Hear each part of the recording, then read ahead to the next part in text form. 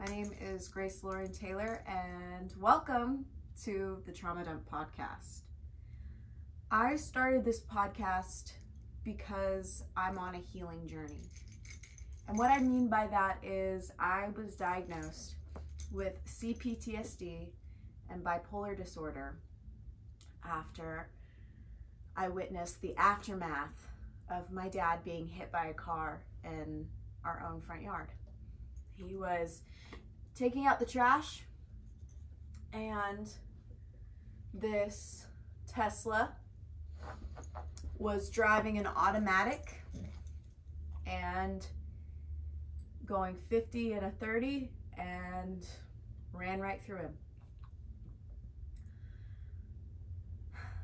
He suffered extreme injuries, including a TBI, traumatic brain injury, and he eventually succumbed to his injuries and died in November of last year, November 6th, 2021.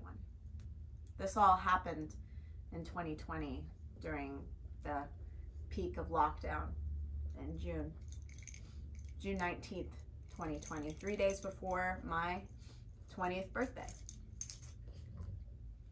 And I'm still dealing with that trauma. I'm still recovering.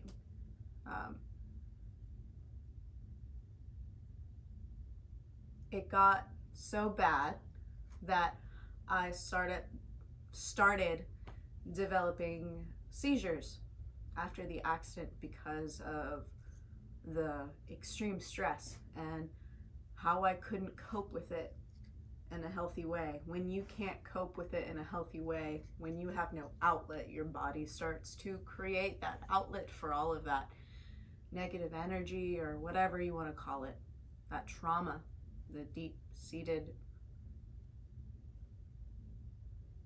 sadness and overwhelming grief.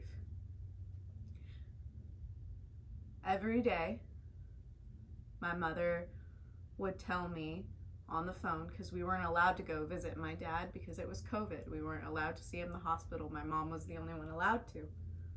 I only got to see my dad a handful of times during that year and a half,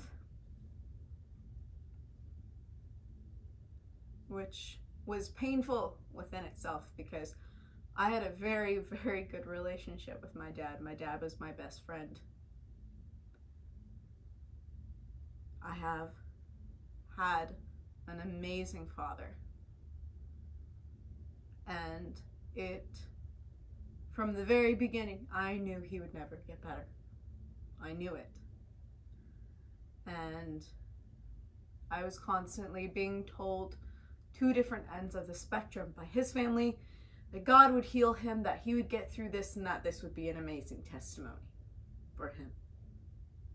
And then on the other end with my mother, who was with him almost every day, saying that no, it was just going to get worse. He was never going to be himself. It wasn't going to get better. And that I had to constantly mentally prepare myself every time I was on the phone with my mom and she put me on speaker with my dad to tell him what I would perceive, or what he would perceive as my last words to him.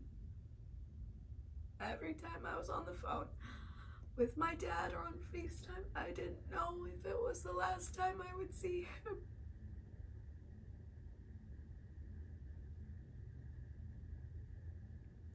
And he's gone now.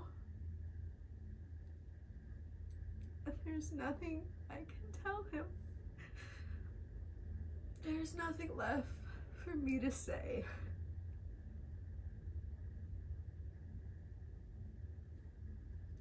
And it's hard. And not only having to deal with my dad dying, I was in my sophomore/junior year of college. It was a bit complicated because I graduated high school with my associate's degree. So it was a complicated what grade was I, which didn't really matter, but I moved into my own apartment by myself, signed my lease by myself, moved all of my stuff by myself.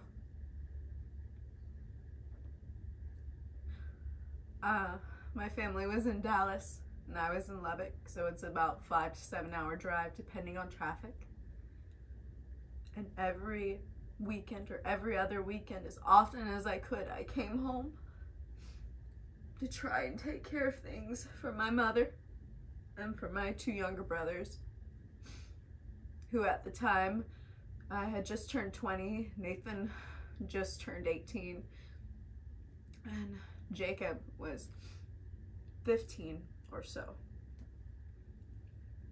And we were still kids.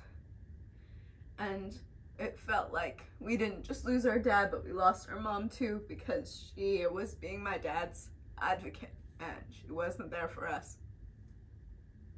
So I had to step in and be a mom for my 2 younger brothers, which I was willing to do, which I put on myself.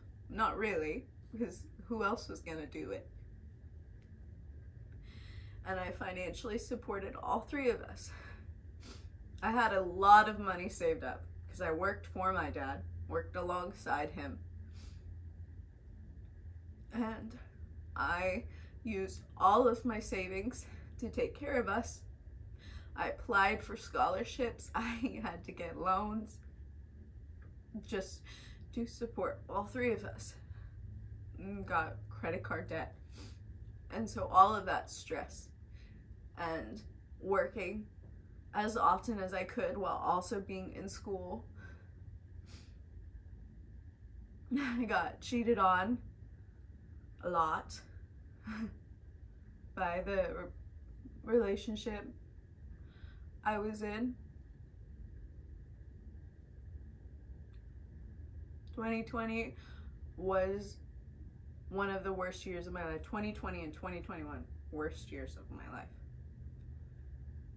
But I had my service dog, Gigi, because prior to all of this incident, I already had trauma. I already had childhood trauma. I already had issues. So I got her officially trained and registered and went through all of it to make sure that she could go in public with me so I didn't have to be alone. I had my service animal, Clark, who actually lived in the dorms with me that I brought to college. And then I got Gigi trained and they both lived with me in my apartment. And then 2021, Clark had a heart attack and he died in my arms. And then a few days later, my grandpa died suddenly. And then a few months later, in November, that was July, my dad died. And right before my dad died, it was in October, I told all of my professors, I was like, can you please just take my grades as is? I've done my best in class, can I please just spend my final moments with my dad? And they let me. Because I was a really good student despite my circumstances. And for 2 weeks, I sat in that hospice room watching my dad fade away. My dad used to be a really big man, a really fat man. And he just turned to skin and bones. And then the day before he died was the last day I spent with him because my mom pulled him towards her. He just flopped and I knew he was gonna go and I knew he wouldn't want me to see him like that anymore. So I left.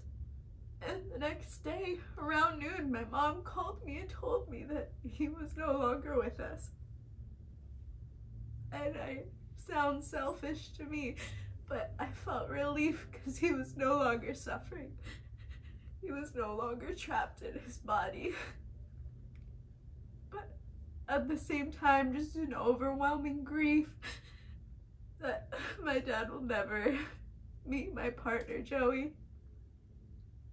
He will never walk me down the aisle. He will never meet my children. I will never get to talk to him again. I'll never hear his laugh again. I will never feel his huge thumb, he had huge hands, just smooth out the wrinkles in between my eyebrows, tell me not to get wrinkles, not to purse my brow, not to make a monkey face when I cry.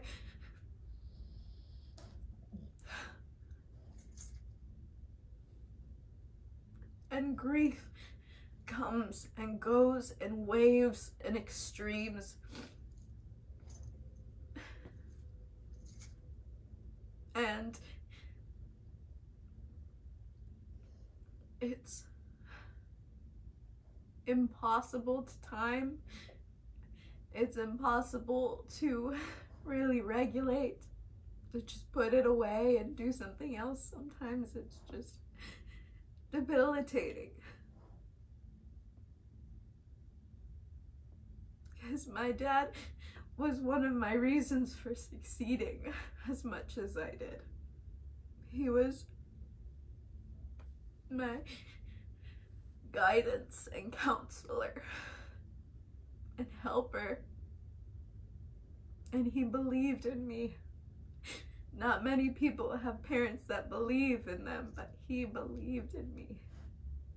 He wanted me to succeed. He was so excited that I got into grad school in Scotland for film to make movies.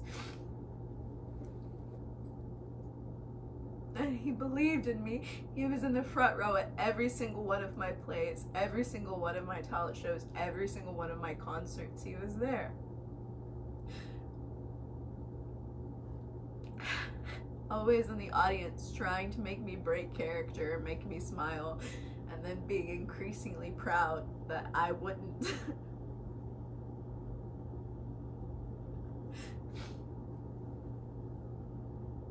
I love my dad.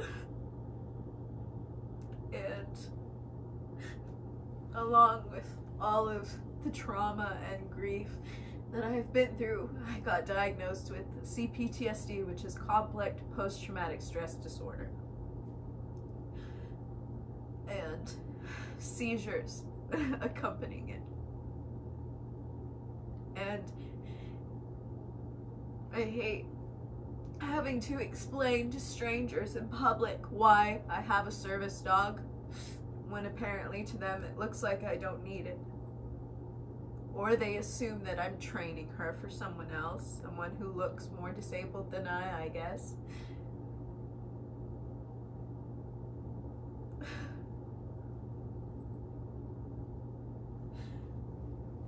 And so I wanted so desperately to spread awareness and help other people going through what I am going through, the struggles and pain that you cannot see on the surface, the difficulties, the trials, the tribulations that no one but you and God know of.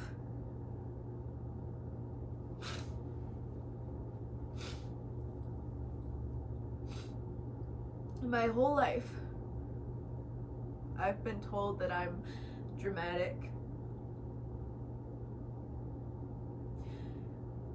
But I don't think so. I think I am a highly sensitive person. But I think it is for my benefit and not my detriment. And I'm going to make sure it is for my benefit and for others' benefit. I wanted to create a platform where I could share what I have been through and how I'm healing and going through it, and how I'm not giving up, because it's so easy to give up. It's so easy to not get out of bed in the morning. It's so easy not to take care of yourself but it's not worth it.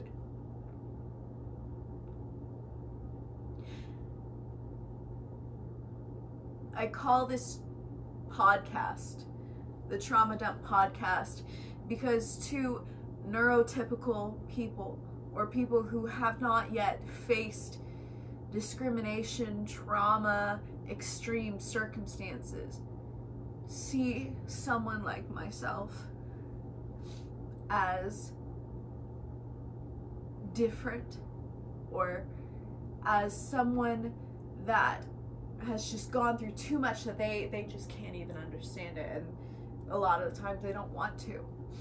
They see me as explaining or describing what I've been through as trauma dumping, and I want to take that and rethink that phrase, trauma dump, as something else, as something necessary.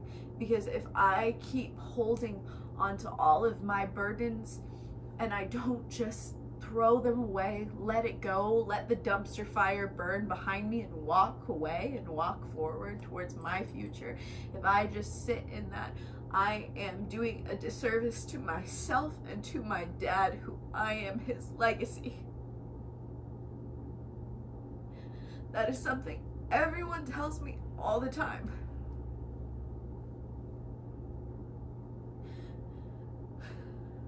But I am his legacy, that he believed so much in me, so I would be doing his memory a disservice if I gave up.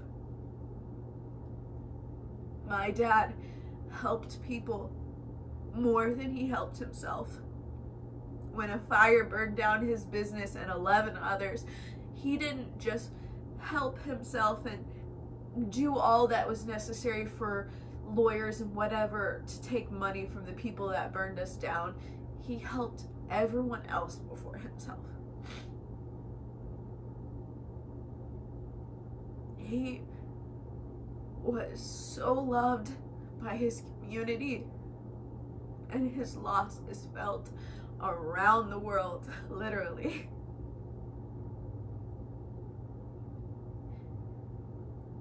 And so I want to help people too, in the best way that I know how. So I've made this podcast. I've made it to share my story and help others share their story anonymously.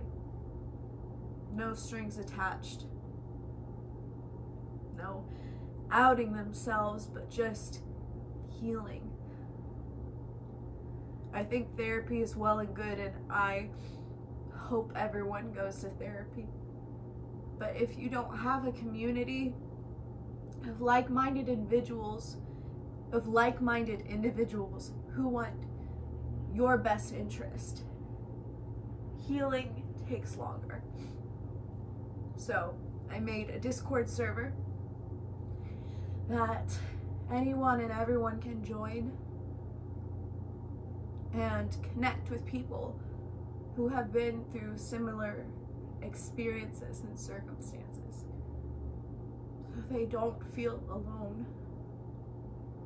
And hopefully every week or every other week, or whenever I can find time, because I'm a nanny to 4 boys and I'm really busy, I'm going to be making podcast episodes, interviewing people about their experiences and what they do to cope, and giving them options and resources to help on their journey for healing. I'm going to try every week to make a podcast episode on whichever trauma or horrible circumstance that I can think of, that I know so many people go through but think it's shameful to talk about.